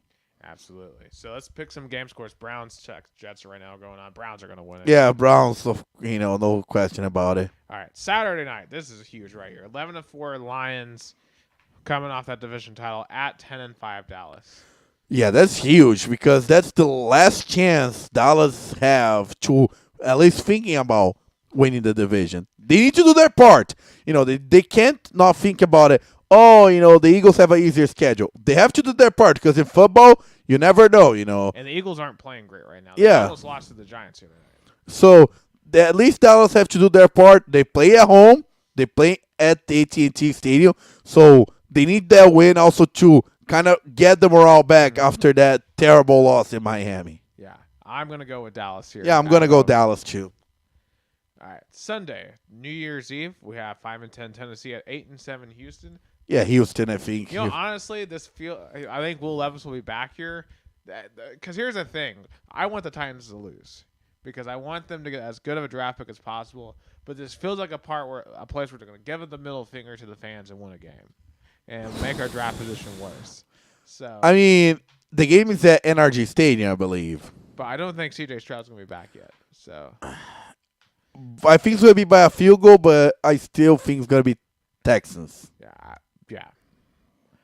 We have the 4-11 Patriots coming off that win in Denver on Christmas Eve to 9-6 Buffalo. I'm going to go Buffalo. But I think it's going to be close. I think the Patriots going to put up a fight. Yeah, 13-point favorites. I would honestly take New England. I'll bet the under. Yeah, I'd say. I don't know if we can even bet here, right? No, we can't. I'd say because I placed one before I left. So. Yeah. I think my sister-in-law's brother posted that he couldn't make bets while he was in Florida. Yeah, it's so Ron DeSantis, please get on it. Yeah. Trust me, sir, you're not going to be president. So, yeah. So you have some time to legalize sports betting in the state of Florida. Yeah, do it before my man Nick leaves. Yeah. Okay, we got 7-8 Atlanta versus their future quarterback Justin Fields and the 6-9 Chicago Bears. Ooh. I mean, for those teams are the real last chance. If they lose, they're eliminated. So give me the Bears. Yeah, I'll take the Bears as well. And also, Justin Fields, I think, is actually playing pretty good. Yeah, I think Justin Fields wants to play for his resume. Because if you play good against Atlanta, hey Atlanta, get me. You don't need to draft a quarterback. I'm here. Yeah. We have 7-8 Raiders who are in it. Versus 8-7 Colts. I mean, this would be a huge game for the Raiders to win. That's true because for wildcard implication, the AFC it's big, but I still think Colts. Yeah, Colts. I think they'll rebound from last week. NFC matchup. 8-7 Los Angeles versus the 5-10 New York Giants. Oh, give me the Rams. I mean, the Rams are playing really good football. Yep. They're probably one of the best teams in the last 3 weeks. Yep, So give me Rams. Rams as well. All right, 3-12 Arizona at 11-4 Philly. Philly. Yeah, but I think how much they're favorites? 12 points. I'll bet the under. Maybe if Kyle Murray has a great game, maybe. Yeah, but give me the Eagles. Okay, the game here in Tampa. Yeah, the game in Tampa. 7-8 New Orleans versus the 8-7 Tampa Bay Buccaneers. While I'm here, win in Florida. Pick the Florida teams. We're taking Tampa Bay. I'll take Tampa Bay Buccaneers. I wanted to go to the game, but it was $100 a ticket. That shows how the Buc fans are really into this game. They need to win the division. So give me the Bucs. Absolutely. And the stadium was already kind of, dressed, like being prepared for this game, and I could feel the excitement. So it's going to be a big game. Give me the Bucs. At 1 p.m. in Washington, the 11-4 San Francisco 49ers going to the 4-11 Washington Commanders. Give me the 49ers. Yeah, that's a great, like if a team was to rebound after that embarrassing loss, play a team that is playing really bad is great. So give me the 49ers. But it's so funny, like it's second week in a row the 49ers play against a team from that plays at least in the state of Maryland. Play the fighting Dylan Beckers. Yeah, that's true. But give me the 49ers. See, in Jacksonville, we have the 2-13 Carolina Panthers versus the 8-7 Jacksonville Jaguars. No excuse, Jacksonville. Get this done. Give me Jacksonville. I mean, if you lost to the Panthers, then you should eliminate yourself. Yeah. I mean, if the Panthers win this game, AFC South should be eliminated. No team should deserve to be in. Yeah, just eliminate the whole division. Yeah. Carolina wins. But give me All Jacksonville. right, perhaps the game of the day on Sunday: 11-4 Dolphins. The Miami Dolphins traveling to 12-3 Baltimore could determine this 1 seed. Probably will determine the 1 seed. I'm gonna go Baltimore at home. Yeah, give me Baltimore too. Yeah, I think I don't trust Dolphins in that big spotlight. No, I think their offense will be stymied.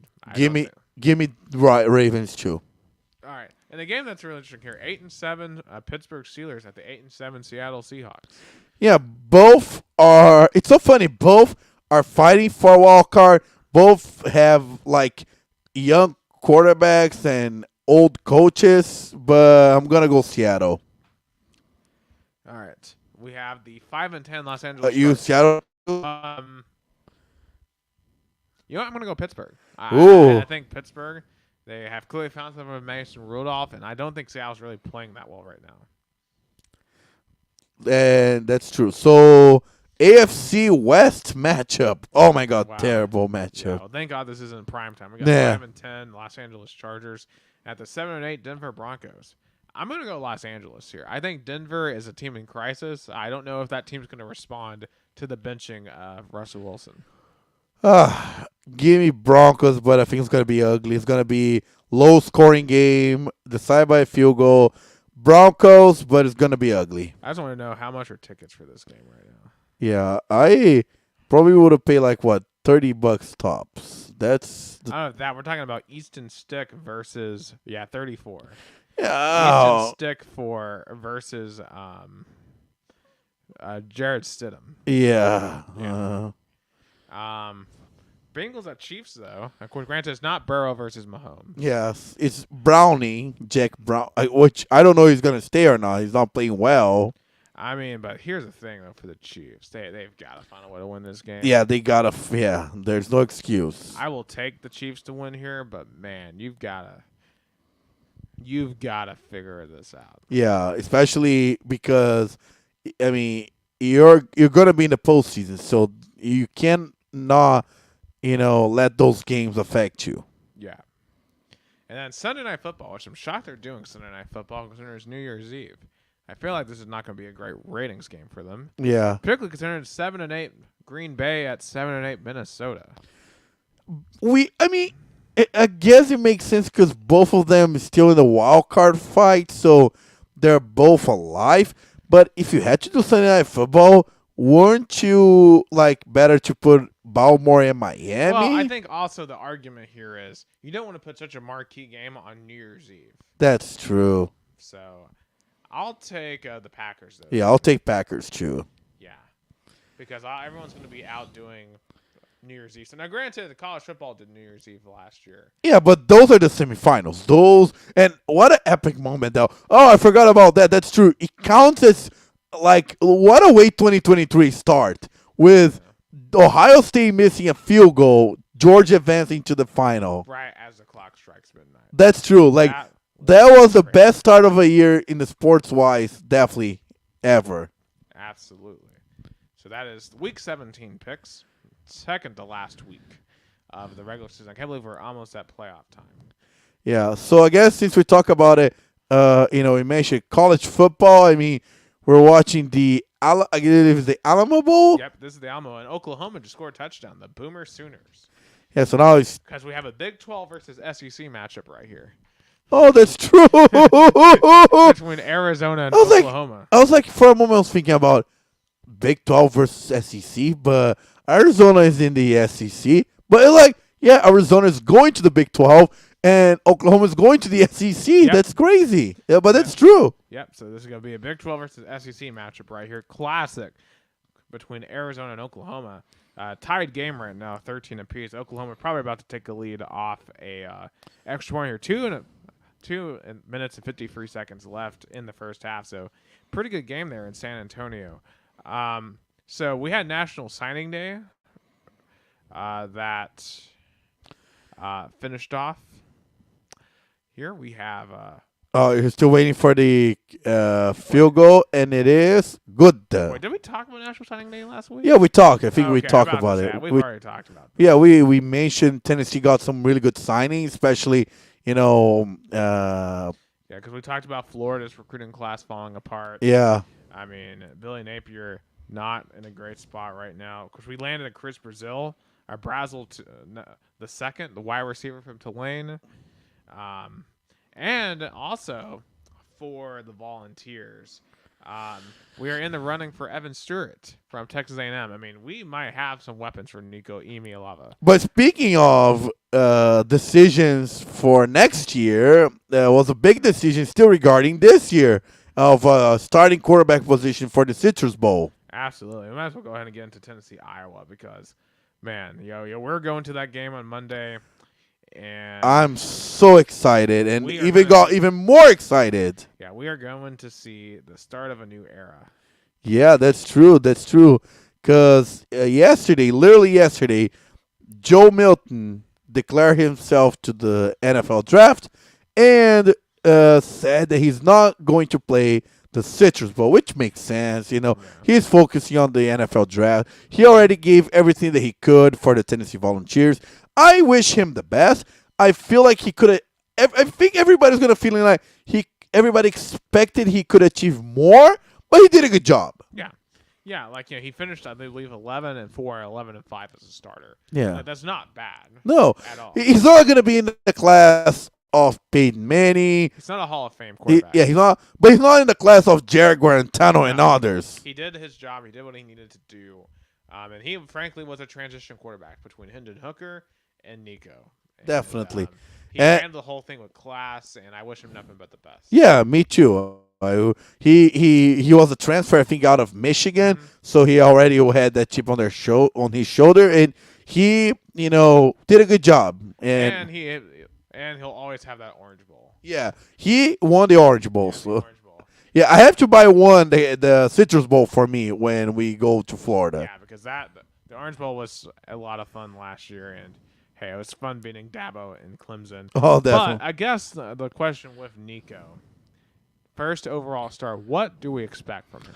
I expect him to play a tougher defense, which is going to be a good test.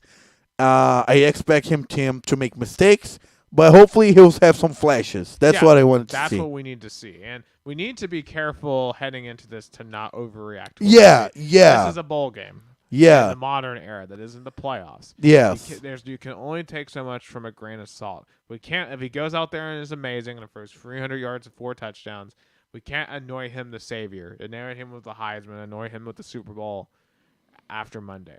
But if he goes out and throws a couple of interceptions, we can't say, "Oh, this is a bust." Next year's going to suck. No, it's one game.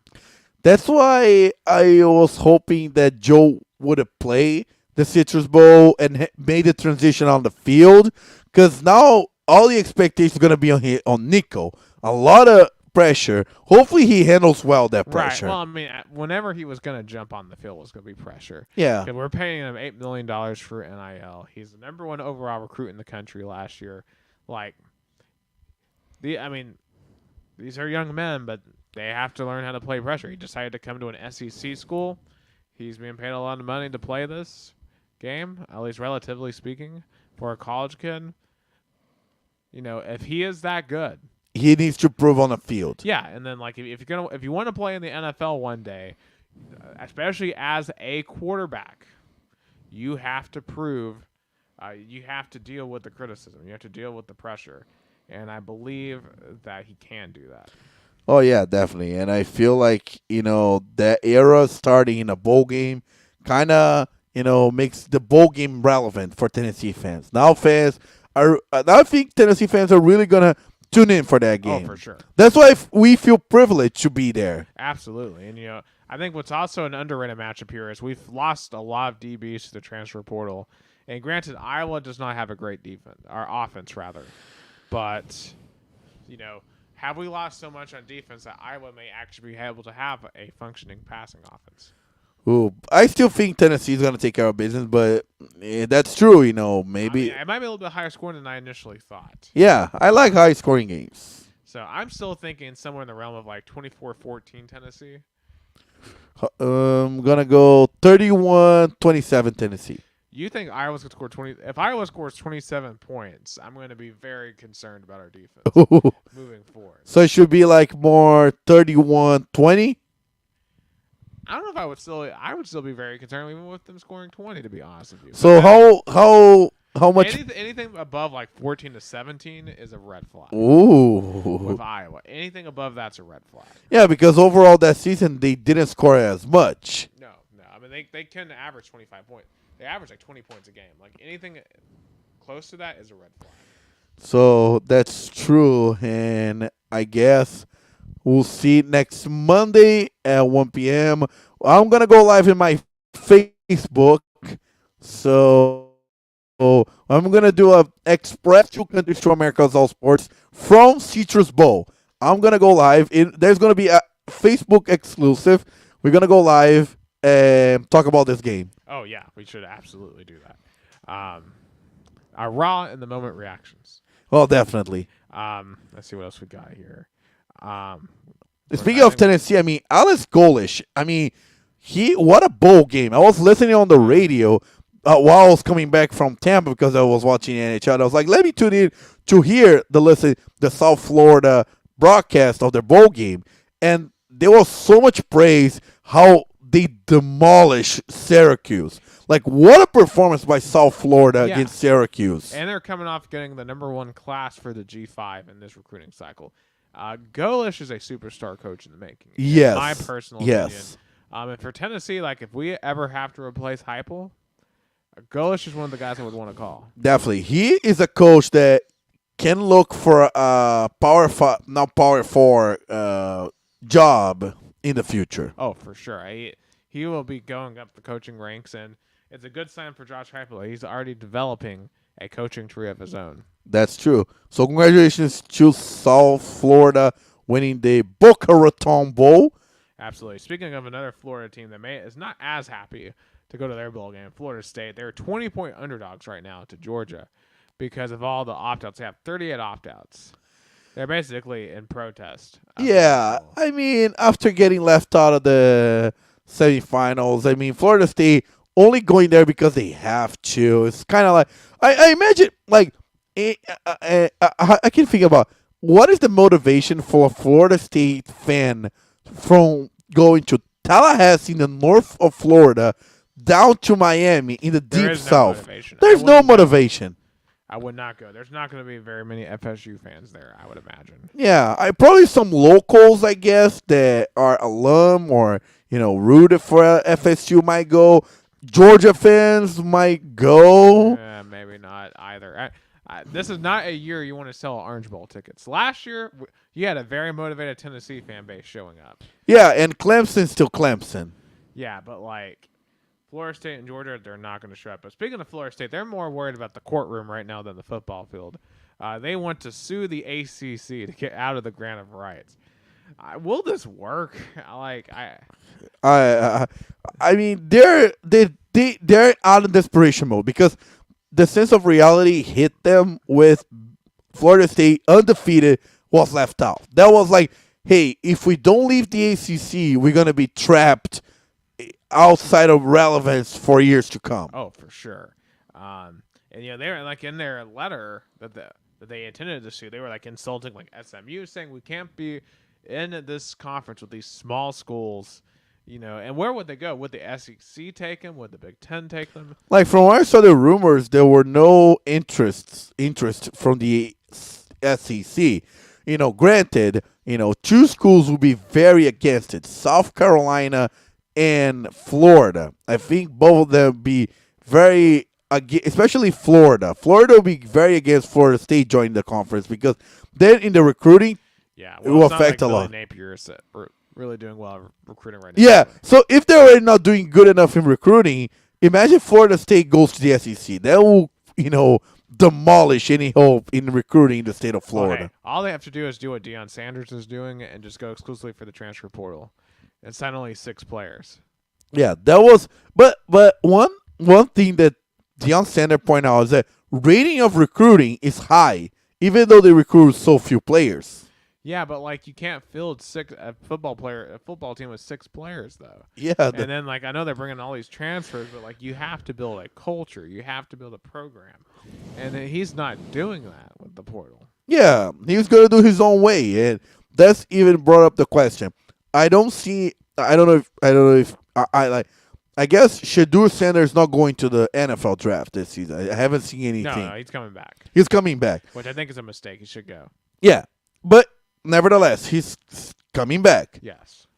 Next year, he declares. Yes. Is Deion Sanders going to stay next year? No. That's the question. No, he's leaving when leaving when Shador leaves. Yeah, that's the question. That's why he wants to build out a transfer portal. He don't see it as a long-term thing. He want to build the best team that he can build right now.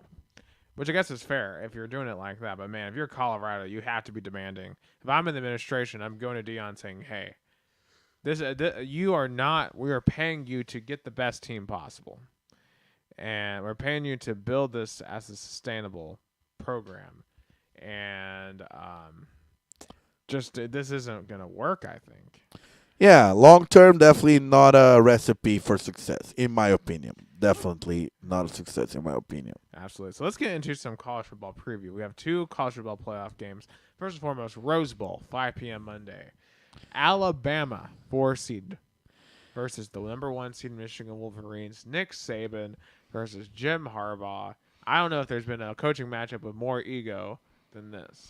And a more controversial matchup for different reasons. For Alabama is we need to prove that we deserve to be here, because Alabama was a team that a lot of people in the sports world, us included, felt they did not deserve to be there. They robbed Florida State's spot. So they need to show, hey, we deserve to be here. We earned the right to be in the college football playoffs. I'll say this. I think they are one of the 4 best teams in the country. Yeah. The way things broke down with records and stuff, they shouldn't have been in. Yeah. And for Michigan, they are with all sorts of off-field controversies, sign stealing, and now violations in terms of recruiting visit in the COVID season, and a lot of controversy off the field. But Jim Harbaugh cannot let those distractions affect the team. Absolutely. And I think for Michigan, too, they've had 2 straight playoff losses, including that embarrassing one last year to TCU, a team that went on to lose their championship game 65-7. Yeah, because Michigan still have not won a postseason game. They went 2 times to the postseason, to the semifinals, and lost to Georgia and lost to TCU. So now with Bama, if they lost a third straight time, it would be very disappointing and kind of a ceiling for Harbaugh. And if they win, they finally won in the big matchup against a blue blood school. I just want to see, though, can they have sufficient offense in this game against the Alabama defense, particularly that Alabama secondary. I'm not of the opinion they played, outside of Ohio State and Penn State, really any great teams in the Big Ten. And furthermore, I know their defense has amazing stats. But again, I don't think they played any elite offenses in the Big Ten. Penn State and Ohio State did not have elite offenses this year. Everyone else they played sucked. Yeah, but Alabama as well had some turmoils. They lost. Granted, they lost to Texas, which is in the playoffs in Tuscaloosa. But also they struggled, for example, against South Florida here in Tampa. Yeah. They were down by 2 scores at half to Tennessee, which could have been like a 3-score deficit. Yeah. But they got better. They were able to survive, and that's the thing I kept on saying, and that's why I picked Bama to beat Georgia. I told you, after they beat Auburn in the way they did, they're beating Georgia because Bama has been given too many chances, too many lifelines, and now they're going to make everyone else pay for it. Yeah, but in terms of this matchup, Michigan. I think Michigan this season is ready. Give me Michigan. I think Bama wins by multiple scores. I think it's going to be a beatdown. I think the Big Ten is severely overrated. I think Michigan is severely overrated. And I think Bama has found their stride. They have found their confidence. And I think they're going to put it all together, and they're going to beat down the Wolverines. So I think this matchup is not only important for both programs, but also the conferences, because the Big Ten needs this desperately. Because you need to convince someone like me. I'm an SEC guy. I think the SEC is much better than the Big Ten. The Big Ten needs to prove that they can compete with the SEC. And to think about it, when was the last time a Big Ten school won in the college football semifinals? I think it was Ohio State. Yeah, it Ohio was State. Ohio State. The Big Ten has struggled for years. But Big Ten against the SEC has struggled way more because then Ohio State went on to lose badly against Bama. Absolutely. And Ohio State certainly gave Georgia everything they wanted, but they had a legitimate quarterback in J.J. Stroud. I don't think J.J. McCarthy is that. Yeah, I still holding into my pick for Michigan, and I guess Nick is gonna have Bama. Yeah. Now, the Sugar Bowl. I think that's. Oh, go ahead. Go ahead. What were we going to say? No, but my last point for the Rose Bowl, the coach matchup was one of the best coaching matchups we've seen in the college football semifinals. Oh, definitely. And Harbaugh has everything to prove because he's never won one. Yeah. At both the NFL or collegiate levels. So he's going up against a Titan. So excited about that. All right. So now the Sugar Bowl down in New Orleans, like 8:45 p.m., I believe. We have Texas and Washington in the Sugar Bowl. Number 2 Washington versus number 3 Texas. Yeah, and this one is a battle of superstar quarterbacks. I mean, first, Texas is going to have way more fans, I believe, than Washington because, New Orleans to Austin is not a big drive. So New Orleans right now probably is going to feel like Austin. A lot of Texas fans are there. Because, if you think about it, Washington was in the semis not long ago, 2016. Texas last time in the playoffs was in the BCS still. Right. And but I'll say this for Washington, I feel like this team's a lot better than that last Washington. They've improved way more. I mean, they beat Oregon twice. Yeah. And Oregon's a really good team. Yeah, Michael Penix is a way better quarterback than what they had back then. Yeah. So I think this Washington team is better, but Texas is, as we've seen this year, especially on its offense, is just super dynamic. I mean, Steve Sarkisian did a way turnaround. I was talking to Laura Nelson's husband, saying how much Texans fans want, run coaches, and they gave Steve Sarkisian some patience, and he's been proving a really good coach. I did not expect him to make the playoff in his second season. Absolutely. And I think the weakness for both of these teams is their secondaries. So it's going to come down to the quarterback play here. And can either team sustain a running game? And I think Texas's front seven is better than Washington's front seven. And I think that'll be the difference. I think it's going to be a great game. I think it'll be higher scoring than the Rose Bowl. But give me the Longhorns. Give me the Longhorns. Give me Texas, I think. So I think we're going to get a rematch of Texas-Bama, and you think we're going to get Texas-Michigan? Yes. But either way, I believe Longhorns is going to be in. Absolutely. I think real quick, too, I want to pick the other New Year's Six Bowls. Yeah. While we're at it. Sounds good. So, Cotton Bowl Classic, Missouri, Ohio State tomorrow night. Give me the Buckeyes. I'll take Missouri. A lot of opt-outs for Ohio State. So, I'll take Mizzou. I think the Tigers are just going to be much more interested to play this game. Saturday, I think this might be the most interesting out of the four, honestly. Ole Miss, Penn State. I think both Lane Kiffin and James Franklin have a lot of narratives to prove. Yeah, that's what I was going to say. There's going to be a lot of coaches. Both coaches need to win this bowl game to prove they're the coach of the future. Absolutely. I'm going to go Ole Miss. Yeah, I'm going to go. Give me the Ole Miss. Yeah, the Orange Bowl and the game that no one wants to be at, Georgia, Florida State. I think Bulldogs roll. Bulldogs. I mean, the way Florida State, so many opt-outs and, is a kind of feeling, it's going to be, it's called the Hangover Bowl. Yeah. And then on January 1st at 1 p.m., we have Liberty, the Flames, the Baptist, going to play Oregon. Oregon's going to roll, I think. Yeah, Oregon. Give me the is Bo Nix playing? Yes. His final is his final collegiate game? Yes. Oh my God, Bo Nix! What a journey for him. Absolutely. Speaking of are there any other big time? Of course, Arizona Oklahoma right now is very, very good. Yeah, we're gonna watch that after the pod is over. Yeah, because we got Clemson, Kentucky tomorrow at noon, and the Jason can't stand once a meteor. Jason hates bowl. Jason hates these teams so much. Yeah, but this one give me Clemson.